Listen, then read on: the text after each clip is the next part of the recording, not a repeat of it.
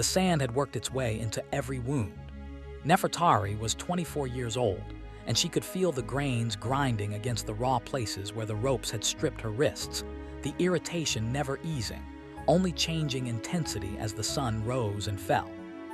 Her lips were cracked and swollen, tasting of blood and dust, and the smell of fear, her own, mixed with the animal stench of the donkeys that had dragged her cart for 11 days across the desert roads that connected Egypt's fertile heart to its most hostile edges.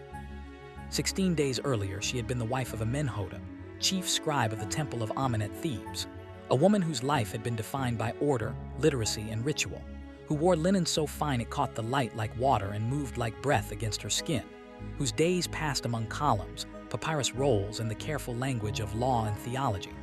Servants had oiled her skin, braided her hair with gold beads, and spoken softly in her presence.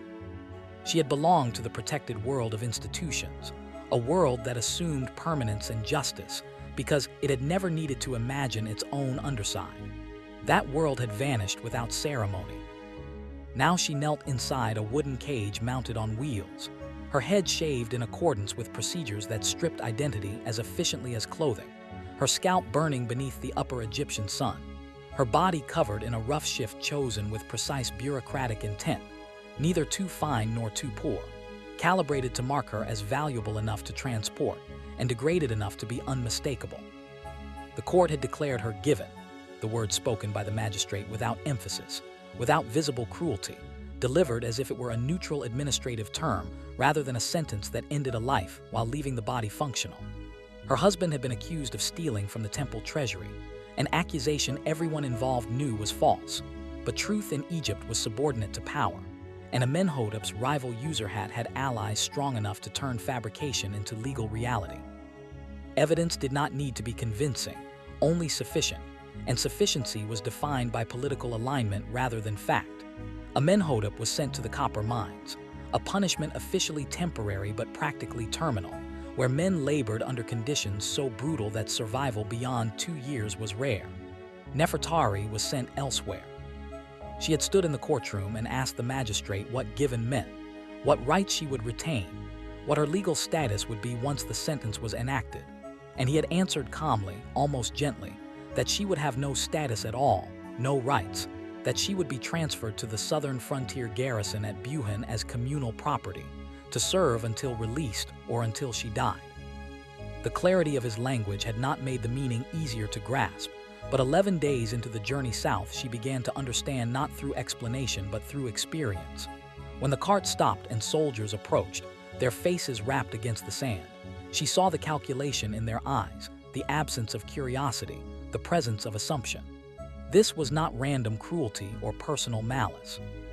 It was a system, refined over centuries, a method of erasure that allowed the state to remove a woman from respectable society without the religious complications of execution, and without the legal responsibilities that accompanied slavery. It was punishment designed to be unspeakable, recorded only in euphemism, administered at the margins of the empire where scrutiny was minimal, and necessity could be invoked to justify almost anything. A soldier unlocked the cage, dragged her into the sun, and gave her water not from kindness but from practicality, because damaged cargo was less efficient than intact cargo. 3 more days, he said, then you belong to Buhen.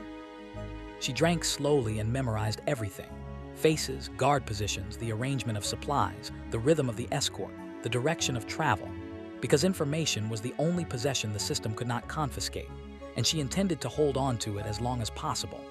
The fortress of Buhen rose from the sand like a stone wound, its walls 40 feet high, crenellated and watchtowered, designed to control the Nubian trade routes that carried gold, ivory, and human lives into Egypt's economy.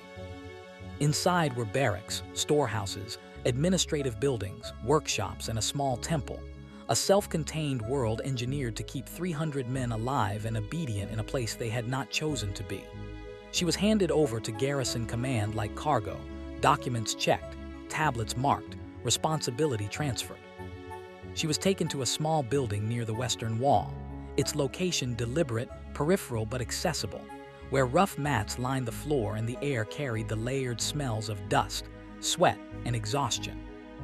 A woman named Hanetmahite emerged from the shadows and told her there were 3 women now, that there had been more, that most did not survive 2 years, and that survival required learning patterns rather than resisting them, understanding which soldiers were dangerous and which were merely brutal, which officers might offer limited protection and under what conditions, how to preserve health when the environment itself worked against it, and how to remain oneself inside when every external structure worked to erase identity. That night the commander, Kaimwasit, summoned her. He was older than she had expected, weary rather than overtly cruel, his authority worn smooth by repetition.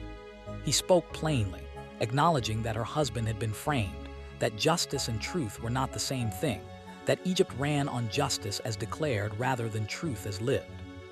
He explained the mathematics of the system: 300 men, years of isolation, no families, no leave, constant pressure, and told her that what would happen was not the product of individual evil so much as institutional design, a pressure valve maintained at human cost. He could not save her, he said, but he would acknowledge that she was a person being fed into a machine, and that acknowledgement, small as it was, mattered. The first week was exactly as terrible as he had warned, a dissolution in which the boundary between self and experience blurred until time lost coherence, and the only stable reference points were internal.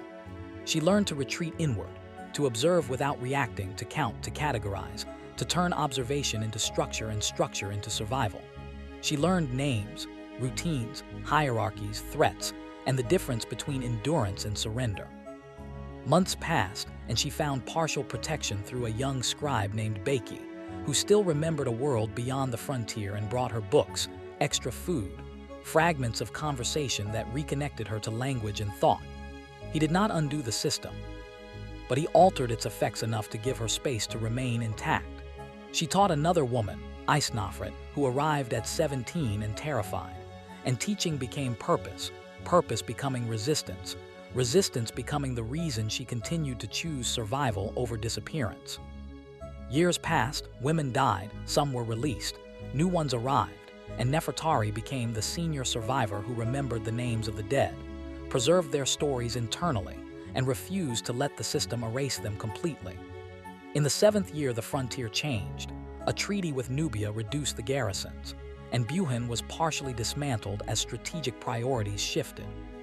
The order to release the women came from Thebes, filed by Beki, now a man of influence who had not forgotten what he had witnessed. Nefertari left Buhen alive. Freedom was disorienting. Legal status returned with a few lines of text, but social acceptance did not accompany it. She and Nefertari found work as scribes, unusual and undervalued but possible, their literacy and precision slowly overcoming suspicion.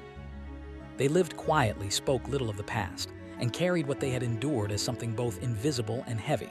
But Nefertari wrote. She wrote fragments, then chapters, then a full account, not for fame or redress, but so the truth would exist somewhere outside her body. She copied the manuscript and distributed it quietly to scholars and temples, knowing most would be ignored or destroyed, and one copy survived.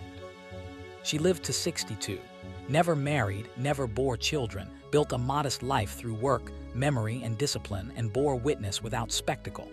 Her tomb inscription said nothing of Buhen, nothing of what had been done to her, because Egyptian society still preferred silence to acknowledgement, but her words endured. Ancient Egypt was not only pyramids and gold and divine order, it was also systems designed to erase people without killing them, punishments engineered to dissolve personhood while preserving utility. Nefertari survived that system.